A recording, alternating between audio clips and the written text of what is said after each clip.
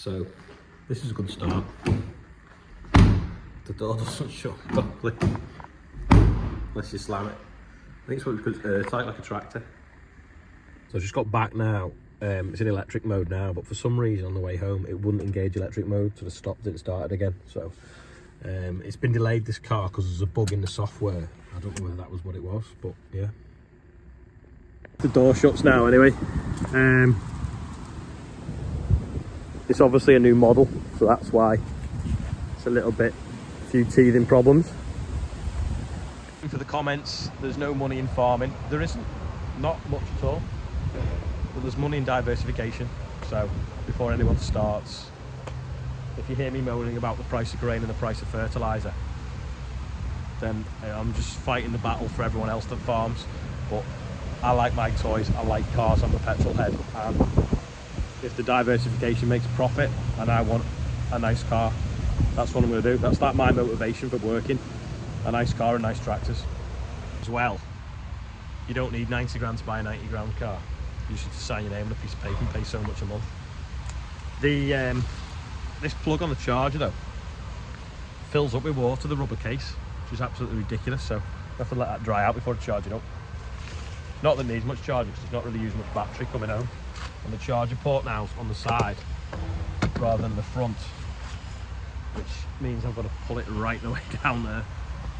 So it's quite handy. Got like a little thing that pops up. It's plastic, so you can put your boots in. They don't fly around the boot.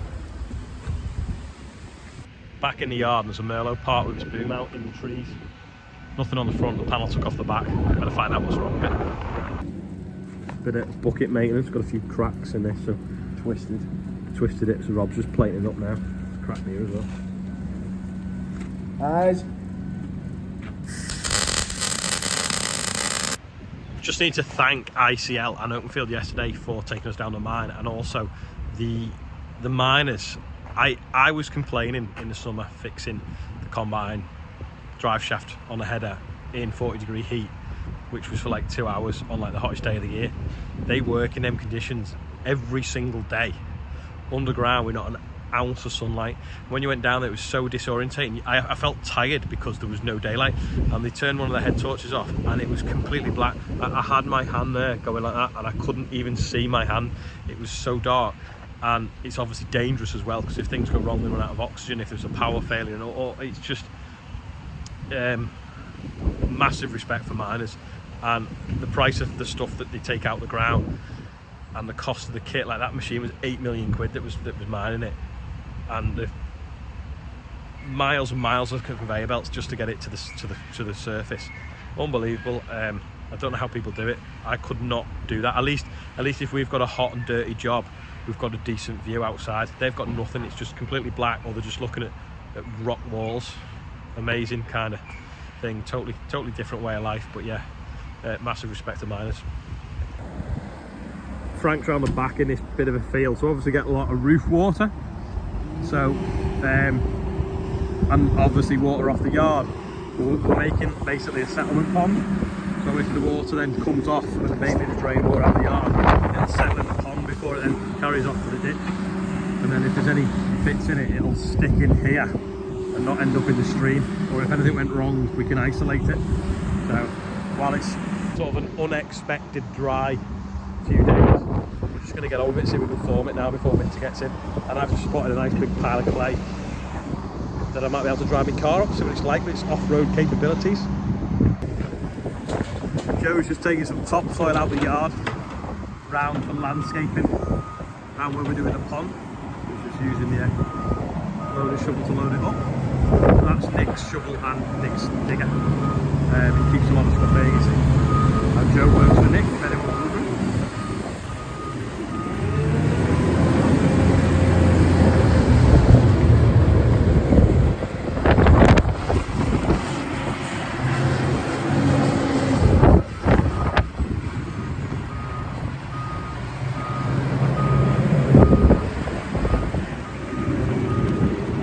Bit like the one that was at the mine yesterday.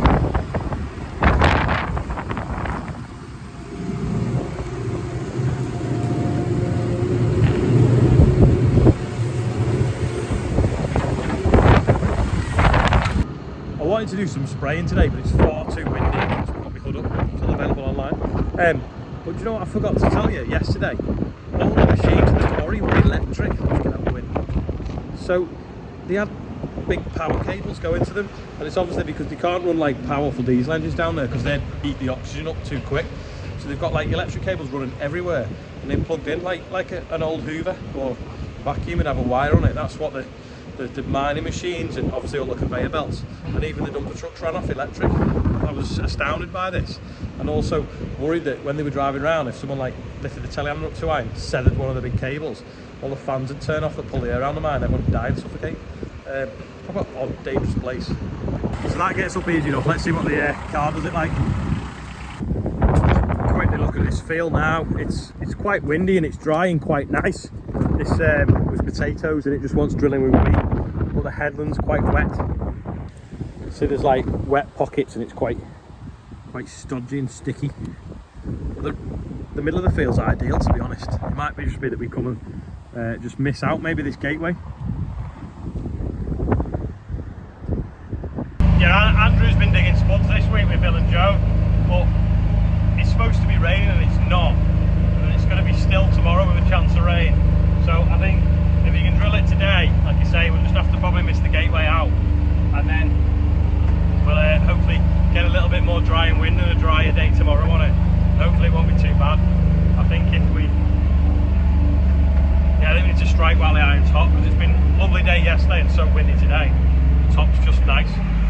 David Brown update. Rob's putting the con rods on the pistons. Have they been refurbished? Yeah, service. Yeah. They look like new, don't they? Yeah, they're mint. Injectors are back, and then they're still on the heads. Or back. Look at that. Oof. Proper smooth. So they're ready to go back on as well.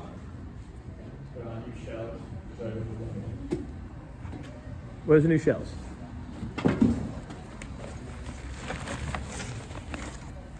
Oof. Look at that. Some oversized shells.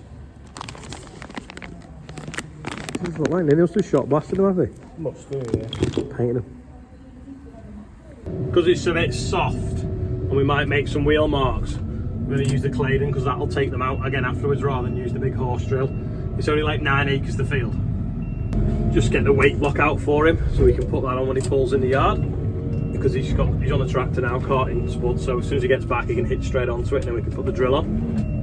The other day the pile of logs was in front of the fertiliser spreader, now it's in front of the drill. Yeah, I forgot to say there's a switch gone on that for the boom retract. They're on the way out with it to put it on. It's a bit of a pain. Paul's here and he's got 30 seconds to tell us what needs doing. Cronshaw Hall looking very good, extraordinary establishment, no black grass. Water lane, 2 true leaves, Cats 500 and Park. Park's good, but the other 2 need some slug pellets putting on.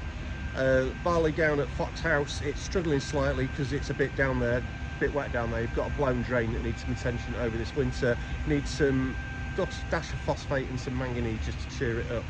Ramsbrook, it's all looking good, 1 true leaf, not bad. The Woodall seed rape down there needs a little bit of nutritional help, but it's struggling again as we expected it would. And also we've got to wait for the ryegrass down there till it's curb time, because the triple resistant stuff's the stuff that's left. Yeah, Marsh Drive's fine, Church is fine, both up, 1 leaf, no aphids.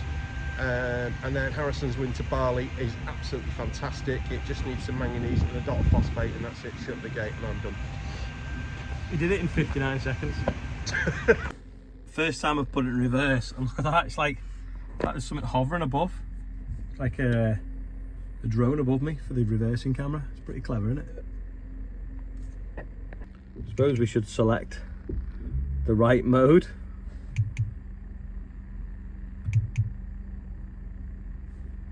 Vehicle set to off-road.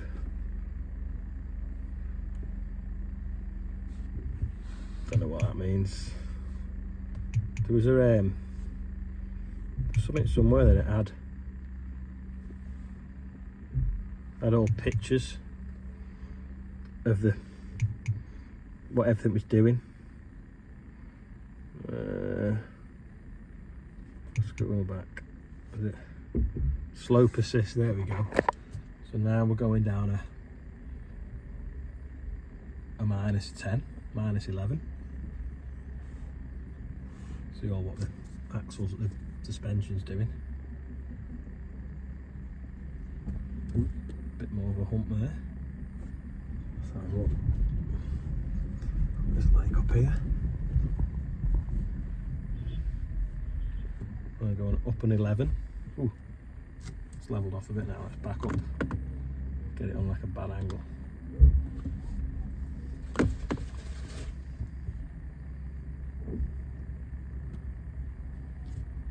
Let's just put the cameras on. I want to see the.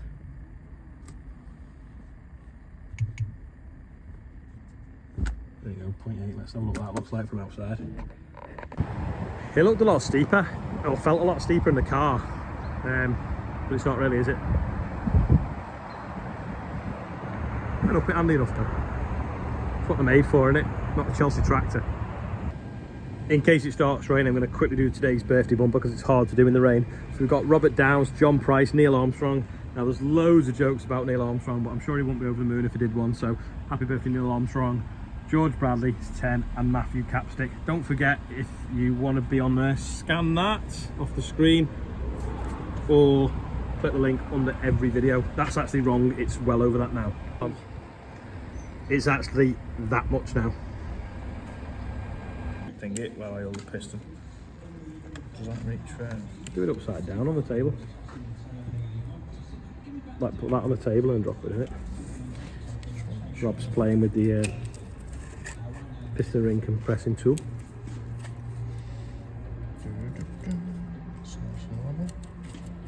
There you go, so it tightens that round now and it compresses the springs in, which on this one are a bit knackered. And then it should drop in the bore now. Gonna leave Rob to that. Andrew's on his way back to put that drill on. It's trying to rain, but it's blue skies in places. But I've got to go in and get changed now. I've been invited for afternoon tea with the leader of the local council. So don't know why. They said they wanted to give me a certificate for something or other. So we'll go and see what all that's about. But thanks for watching today anyway. Not much farming content because I was obviously excited about picking up the car.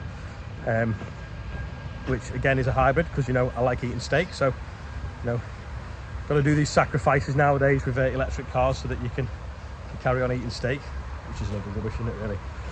But the main reason for it being a hybrid is the fact that I can charge it cheaply off the solar panels. Don't have to buy expensive petrol or diesel, so it is actually a petrol as well as a battery. So I think it does about 60 or 70 miles on the batteries and the rest on petrol. So it's a 3-litre BMW engine actually now as well. The old one was a 2-litre Land Rover engine or Ford Focus engine probably. But yeah, so we'll see how we get on with it anyway, and I'll see you tomorrow. I've changed. Andrew's back, putting the weight block on now. He's going to put the drill on. Hopefully by the time I get back from whatever it is I'm going to, have the drill on and actually drill the field, which should be good before that cloud burst.